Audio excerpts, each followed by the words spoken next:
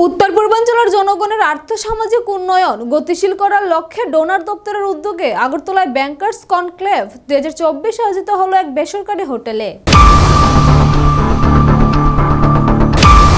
सिद्धांत आगे छिलो जे 72तम एनएससी बैठक के केंद्र करे आगरतलाय सरकारी बा बेसरकारी बैंकेर कर्मकर्तादेर निये बैंकार कनक्लेव 2024 अनुष्ठान करा होबे। सेई मोताबेक स्थानीय बेसरकारी होटेले देशेर स्वराष्ट्रमंत्री अमित शाहेर पौरोहित्ये बैंकारदेर निये बैठक करा हलो। उपस्थित छिलेन केंद्रीय डोनार मंत्री ज्योतिरादित्य सिंधिया, प्रतिमंत्री डॉक्टर सुकान्त मजुमदार, अरुणाचल प्रदेशेर मुख्यमंत्री सह अन्यान्यरा। उत्तर पूर्वांचलेर उद्योगे बाड़ानोर परिकल्पना छिलो, परिकल्पना रयेछे व्यवसा बाणिज्येर सम्प्रसारणेरও। स्वाभाविकभावे अर्थेर जोगान पेते बैंकार समन्वये एखाने बैंकिंग शिल्पके जोरदार करा प्रयोजन। एछाड़ा विदेशी प्रकल्पगुलिते अर्थ देওয়া प्रतिवेशी राष्ट्रगुलिते रप्तानी बाणिज्य बृद्धि, राज्यगुलिर काঁচামাল निर्भर शिल्प स्थापने बैंकिंग सेक्टरके तार परिधि आरो विस्तार करते होबे। मने करा जेते पारे एक सुदूर प्रसारी परिकल्पना निये प्रधानमंत्रीर स्वप्न साकार करते डोनार मन्त्रक एगिয়ে যেতে চাইছে बैंकार्स कमप्लेक्स 2024 हलो तार शुरुआत। आज की कॉन्क्लेव का विषय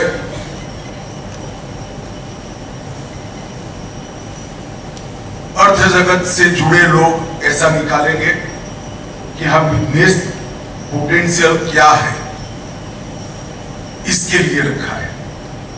मगर मैं आज आप सभी को कहने आया हूं कि आज की कॉन्क्लेव का विषय आपका फोकस बढ़ाने के लिए तो है ही, परंतु साथ में 10 वर्ष पहले के नॉर्थ ईस्ट और आज के नॉर्थ ईस्ट की अंतर की जानकारी आपको मिले इसके लिए भी।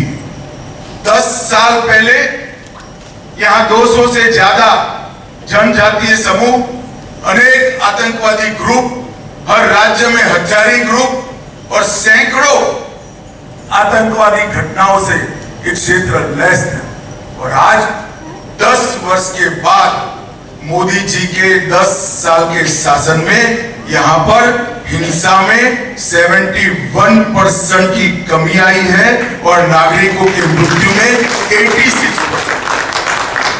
20,000 से ज्यादा हथियारी लोग सरेंडर कर चुके हैं, मेन स्ट्रीम में दाखिल हो चुके हैं और यहाँ पर अब ये एक्सप्लोर किए बगैर का सभी पोटेंशियल देश के विकास के लिए आप लोगों का राह देख रहे हैं। और मैं यहाँ पर जब बैंकिंग वाले होते हैं, बैंक के लोग होते हैं, तब वो आंकड़ों को ही देखते हैं, मुनाफे को ही देखते हैं, ग्रोथ की पोटेंशियलिटी को ही देखते हैं और रिस्क फैक्टर का ही काउंटिंग करते हैं। ये सब तो करिए, इसमें अब कोई ज्यादा आपत्ति नहीं मिलेगी, सब कुछ यहाँ मिलेगा, परंतु नॉर्थ ईस्ट का विकास हम सबकी राष्ट्रीय जिम्मेदारी है, हमारा दायित्व है। ये समझकर कोई भी देश अगर आगे बढ़ना है तो सम विकास होना चाहिए। ये मूल सिद्धांत को हमारे बैंकर्स को भी अपनाना पड़ेगा। मेरा आप सबसे अनुरोध है, संवेदनापूर्ण अनुरोध है कि नॉर्थ ईस्ट में सिर्फ बिजनेस पोटेंशियल और मुनाफे की दृष्टि से मत देखिए, नॉर्थ ईस्ट को रिस्पॉन्सिबिलिटी की दृष्टि से देखिए। आपकी जिम्मेदारी है नॉर्थ ईस्ट को आगे। और यहाँ पर आज अनेक प्रकार का पोटेंशियल पड़ा है, टूरिज्म से लेकर टेक्नोलॉजी तक, एग्रीकल्चर से लेकर एंटरप्रेन्योर तक, फाइनेंस से लेकर फिशरीज तक और बैंकिंग से लेकर विदेश तक, हर चीज के लिए फूट कर यहाँ पोटेंशियल बढ़ा हुआ है। और मैं आपको विश्वास के साथ बताता हूं, मेरे शब्दों पर भरोसा रखना, मैं नाप तोल कर बोलने वाला व्यक्ति हूं।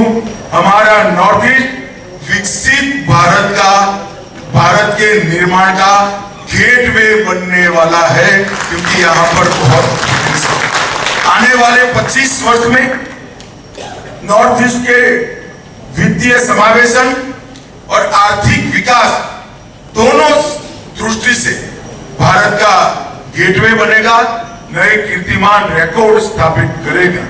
आने वाले 25 साल नॉर्थ ईस्ट भारत का विकास का गेटवे बनेगा, पूरे देश का विश्वास का गेटवे बनेगा और अब मैं कह सकता हूं नॉर्थ ईस्ट निर्यात का भी गेटवे बनने वाला है।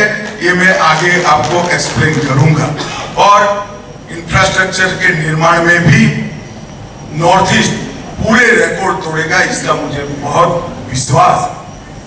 और आज जब आप सब लोग नॉर्थ ईस्ट बैंकर्स कॉन्क्लेव 2024 के लिए एकत्रित हुए हैं, तो इस जीवंत क्षेत्र के अंदर फाइनेंशियल इंक्लूजन, इकोनॉमिक डेवलपमेंट और विकास, इंफ्रास्ट्रक्चर के विकास के लिए आपकी सहायता चाहिए और आपका संवेदनशील नजरिया चाहिए। मित्रों, कॉन्क्लेव का यहां पर 3 सत्र हुए हैं, 2 हुए, तीसरा शायद अभी होने वाला है। फाइनेंशियल इंक्लूजन पर आपने एक सत्र किया, कृषि और एमएसएमई के क्षेत्रों पर ऋण देने के लिए किया, और तीसरा क्षेत्र की डिजिटल बैंकिंग इकोसिस्टम को इंप्रूव करने के लिए आप सत्र करेंगे। परंतु मैं आज यहां पर आपको कहना चाहता हूं, बैंकिंग सेक्रेटरी भी यहां पर उपस्थित है, रिजर्व बैंक के भी लोग उपस्थित हैं और देश की सभी प्रमुख बैंक के प्रतिनिधि भी हैं। क्या नॉर्थ ईस्ट के अंदर फाइनेंस के लिए किसी भी प्रकार का फाइनेंस हो,